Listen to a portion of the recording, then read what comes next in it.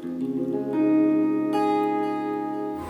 सबको एक बार फिर से आजादी का दिवस मुबारक हो।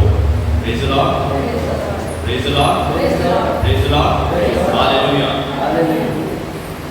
इससे पहले कि हम परमेश्वर के इस सरमन की ओर जाएं, हम सभी लोग खड़े होकर कम से कम 1 मिनट तक इस देश के लिए मन में खड़े होकर हम प्रार्थना, खड़े होकर एक तरह से मौन व्रत रखें या खड़े होकर हम अपने मन में भी इस देश के लिए प्रार्थना करें। कौन सा एक वर्ष भारत को आजाद हुए लगा है इस बार? 77वां, इंग्लिश में 77 और हिंदी में 77वां वर्ष लग गया है। Praise the Lord, hallelujah, hallelujah.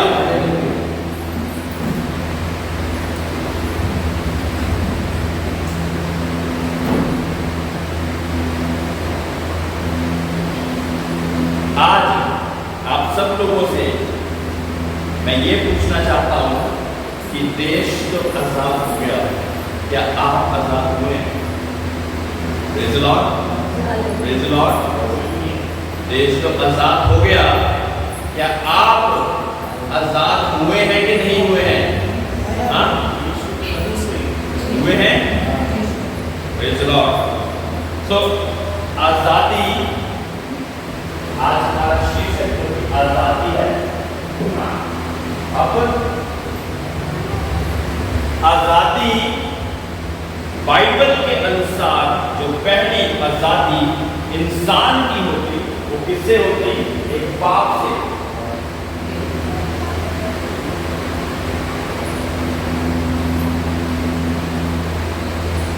Praise the Lord, hallelujah, hallelujah. क्या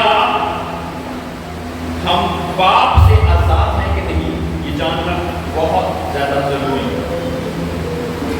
जो व्यक्ति जिसका गुलाम होता उसका ही कार्य करता है। कितने लोग इस बात पर विश्वास करते हैं? अगर हम गुस्से के गुलाम हैं तो हम गुस्सा करेंगे। अगर हम झूठ के गुलाम हैं, जहां मौका मिले हम झूठ भी बोलेंगे। अगर हम शराब के गुलाम हैं, जहां मौका मिले शराब, गुटखा और अलग अलग ऐसी चीजों को आप करते जाएंगे। जब आप इन चीजों के गुलाम हैं तो देश आजाद होते हुए भी आप अभी भी गुलाम हैं। पाप के गुलाम हो सकते हैं, गुस्से के गुलाम हो सकते हैं, झूठ के गुलाम हो सकते हैं, शराब, तंबाकू, गुटखा और इत्यादि ऐसे कई नशों के आप गुलाम हो सकते हैं।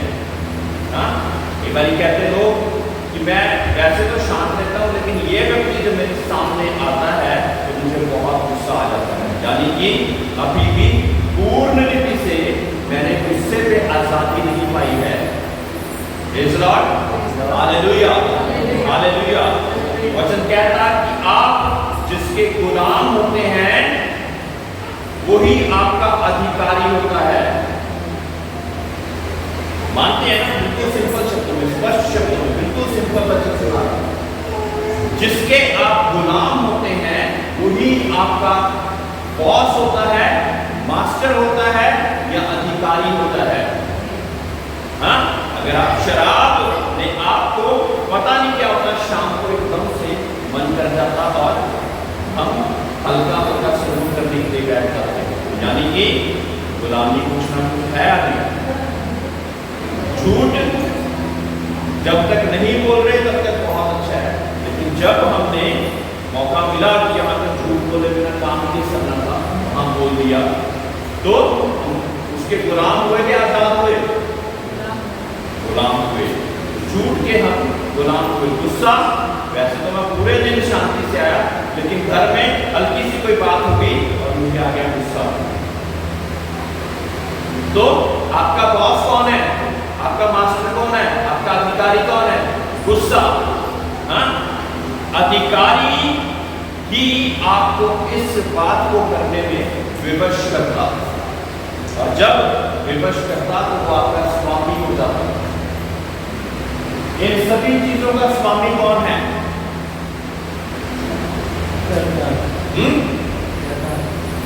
शैतान। बहुत अच्छा बोले पुष्पिंदर जी। इन सभी चीजों का अधिकारी शैतान है। तो जब शैतान के चलाए चलते हैं तो हम पूर्ण रीति से आजाद नहीं हैं। लेकिन मेरे भाइयों, धन्य हो आप लोग, क्योंकि आप लोगों को परमेश्वर का वचन आप तक पहुंचा और आप लोगों को यह सौभाग्य प्राप्त हुआ कि आप उन सब चीजों से आजाद हो जाएं। शैतान की गुलामी से आप आजाद होकर प्रभु यीशु मसीह में एक नया जीवन पाले। Praise the Lord, hallelujah. वचन क्या था कि पुरानी बातें बीत गई, देखो सब कुछ नया हो गया। यानी कि पुराना मनुष्य जिसमें सिर था, एंकर था, झूठ था, शराब था, वो सारी बातें बीत गई, देखो सब कुछ नया हो गया। हमें डेली सुबह उठ के इस बात को, अपने आप को वेरीफाई करना चाहिए, अपने आप को जांचना बहुत ज़्यादा जरूरी है कि कौन कौन सा ऐसा स्वभाव, कौन कौन सी ऐसी बात, कौन कौन सी ऐसी चीज है जिसका अभी तक मैं जिससे छुटकारा नहीं पा पाया। जिसके आप गुलाम हैं, वही आपका स्वामी है, उसके आप अधिकार में हैं। तो गुलामी से आपको रिहाई की और परमेश्वर यीशु मसीह गाने के काबिल है। हमने इस संडे में सीखा कि व्यवस्था 99 चीजों को पूरी करने के बाद भी अगर एक चीज पर हम चूक जाते थे तो हम फिर भी दोषी ही ठहराए जाते थे। लेकिन परमेश्वर यीशु मसीह में हमें एक नया जीवन मिलता है। पुराने नामे में हमें बताया गया कि कौन कौन सी चीजें पाप हैं, और वो सारी चीजें हम पर दोष लगातार लगाती रहती थी और कहती रहती थी आप दोषी हैं, आप दोषी हैं। और वचन क्या था कि पाप की मजदूरी तो मृत्यु है, लेकिन उसके साथ ही साथ हमारे लिए एक जय का उत्सव है। क्या है? पाप की मजदूरी तो मृत्यु है, लेकिन प्रभु यीशु मसीह में आपको एक नया जीवन प्राप्त हो जाता है। जितनों ने उस पर विश्वास किया उतनों को उसने उसके बेटे और बेटियां बनने का अधिकार दे दिया। कल ही एक व्यक्ति से मेरी बात हो रही थी, कहता कि बहुत ज्यादा परेशान था। वो व्यक्ति कहता कि मेरे जीवन में परमेश्वर कुछ भी नहीं कर रहा। मैंने उससे सीधा सीधा बात करी, मैंने कहा प्रभु परमेश्वर अपने बच्चों के जीवन में बहुत सी चीजें करना चाहता है। या तो आप बच्चे नहीं हैं, और अगर आप समझते कि आप हैं तो सही रीति से नहीं चल रहे हैं, कुछ ना कुछ कमी है। तो जब जांचने में बातें आई तो शराब, झूठ, गाली गलौज, ये सारी चीजें करता है वो व्यक्ति, और ये भी चाहता कि मेरे जीवन परमेश्वर आशीषें आ जाए, मेरे जीवन में परमेश्वर की सारी आशीषें आ जाए जिसका उसने वायदा करा है। या सारा कुछ परमेश्वर नहीं करना है, कुछ हम नहीं करेंगे।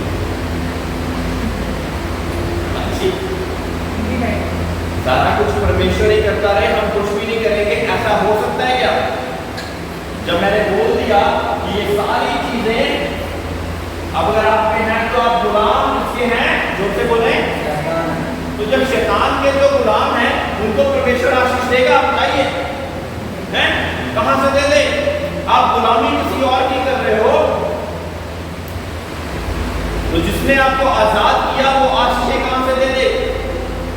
आप भी तो पूर्ण रीति से आजाद ही नहीं हुए, तो वो आशीषें आप प्रभु पे दोष नहीं लगा सकते कि प्रभु तूने मुझे ये नहीं दिया, तूने मुझे ये नहीं दिया, तूने मुझे ये नहीं दिया। प्रभु के पास आने से पहले हम 100 बार सोचते हैं, झूठ बोलते वक्त एक बार भी नहीं सोचते। अगर हम आजाद हैं तो परमेश्वर के नाम से एक जयवंत का जीवन जीना हम सीख जाएंगे। जयवंत का जीवन प्रभु यीशु मसीह पर विश्वास लाकर कायम इसकी शुरुआत प्रभु यीशु मसीह में और अंत भी प्रभु यीशु मसीह में ही होता है। Praise the Lord, hallelujah, hallelujah. जब हम पाप के गुलाम नहीं, पाप का छोटी सी डेफिनेशन मैं आपको बता देता हूं।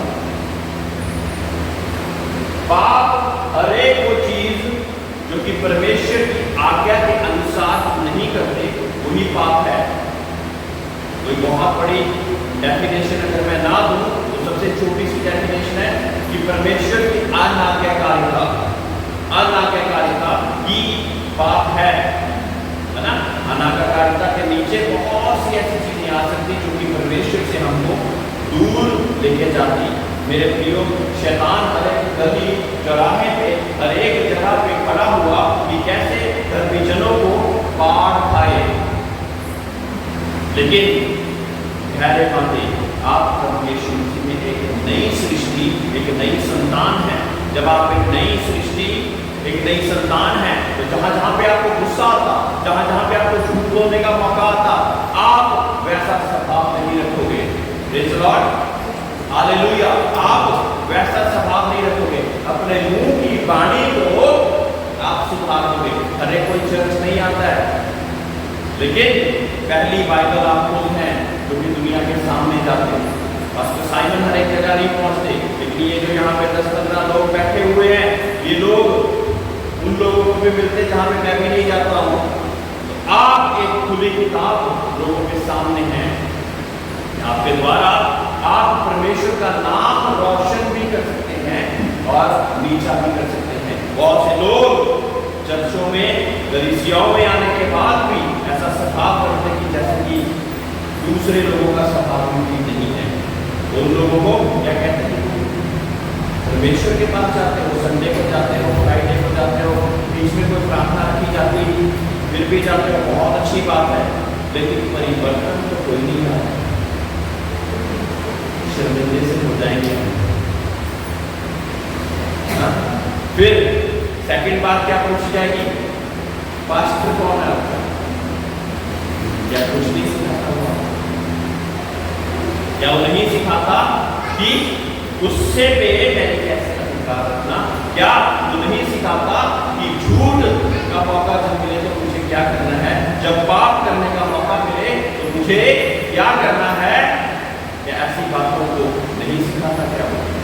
मेरे प्रियो, आप एक खुली पत्री हैं, एक ओपन टेस्टिमनी है, एक जीवती पत्री, एक जीवती परमेश्वर की गवाही है।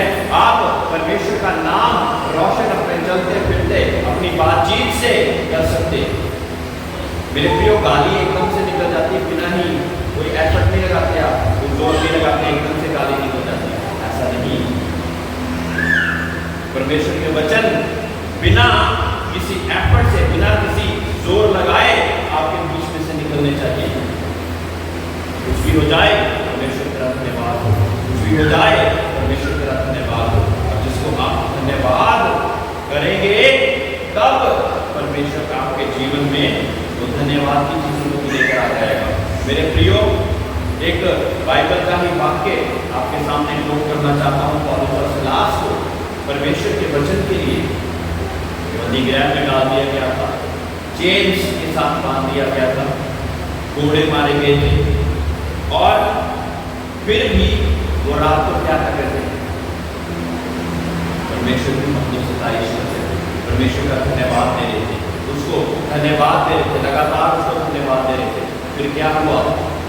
उस बंदीगृह में जलजला आ गया। उनको जो गेट, जो दरवाजे बड़े बड़े तालों के साथ जहाँ पे बंद करा गया, वो ताले टूट के गिर गए, उजाल आ गया वहां पे। और ये उजाल किस कारण आया? क्योंकि उन्होंने तंगी मुसीबत में भी परमेश्वर का धन्यवाद देना नहीं छोड़ा। Praise the Lord. तंगी मुसीबत में जब दर्द, शारीरिक दर्द भी उनको पहुंचाया गया, तब भी उन्होंने परमेश्वर का धन्यवाद देना नहीं छोड़ा। तब क्या हुआ? उजाल आ गया और बंदीगृह के दरवाजे खुल गए, उनकी चेनें खुल गई, और परमेश्वर का बड़ा काम वहां पे हो गया। और वहां का जेलर जब पहले बेहोश होगा, जब जागा तो उसने सोचा कि सारे लोग शायद भाग गए हैं यहाँ से, और उसने अपने आप को मार तभी पौलुस ने लास्ट में उसको रोक दिया, क्या बोला, रुक जा, तो अपनी हत्या मत कर, हम सभी यहीं पर हैं। अगर वो भाग जाते तो शायद जो कार्य उस व्यक्ति के जीवन में होना था पूरा होता और तो वैसे के वैसे बन जाता।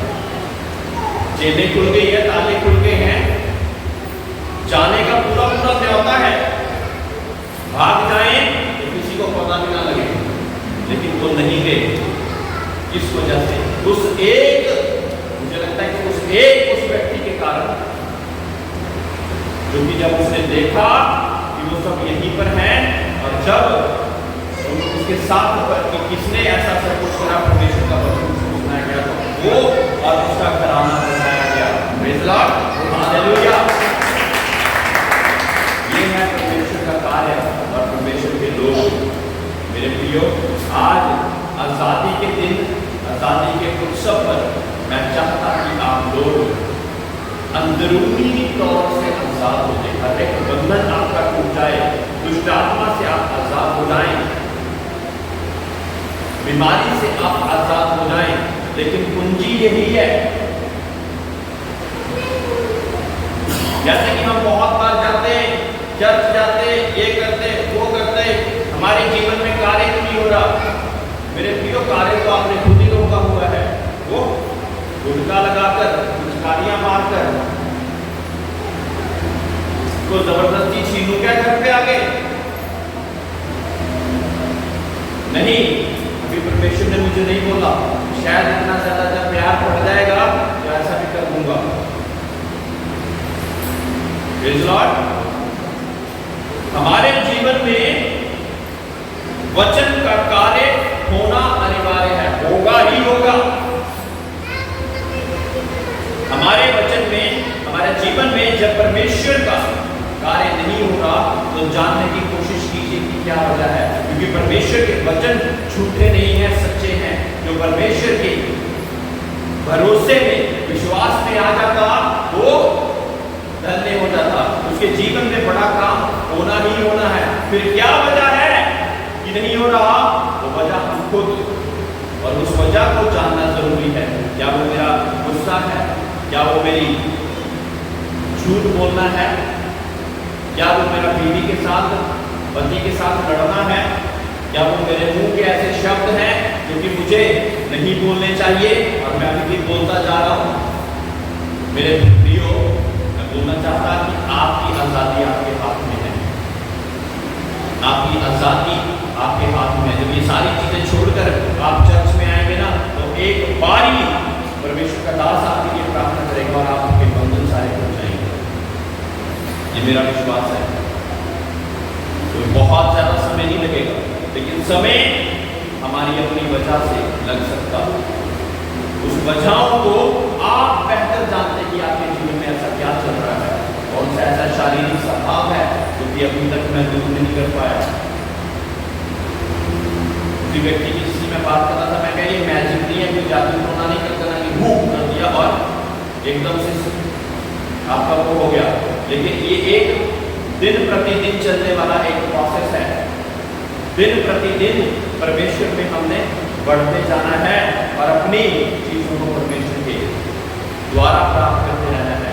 अगर परमेश्वर को सारी आशीषों को आपको ना देना चाहता तो प्रभु यीशु मसीह इस दुनिया में ना आते, आपके लिए और मेरे लिए जान ना देते, मारे गए, गाड़े गए, तीसरे दिन मुर्दों में से जी उठे, ऐसा ना होता।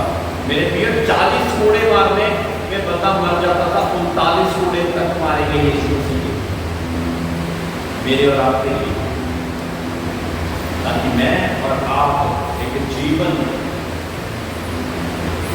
का उपहार पा सके, जीवन का उपहार पा सके। मेरी और आपकी जिंदगी बदल जाए। वो स्वर्ग सिंहासनों को छोड़कर जब हमारे बीच में आ गया तो किसी कारण आया तो हमारे जीवन में बड़ा कार्य होगा। वो चाहता था कि हमारे जीवन में बड़ा कार्य हो।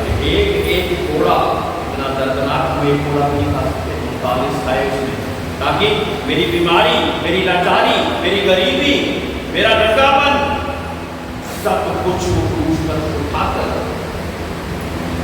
मुझे रिहाई दे दे।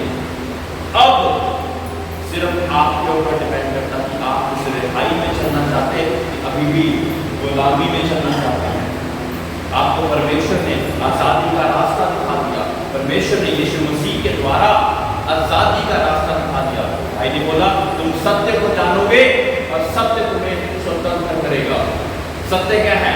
यीशु मसीह में एक नया जीवन, यीशु मसीह पर विश्वास, यीशु मसीह के कदमों पर चलना, ये सत्य है। जैसे जैसे हम सत्य में चलते जाएंगे, बहुत से लोगों की गवाहियां भी आई हैं कि हमारे जीवन में अपने आप से सब कुछ ठीक होता जा रहा है। Praise the Lord, hallelujah. आज और बहुत बड़ा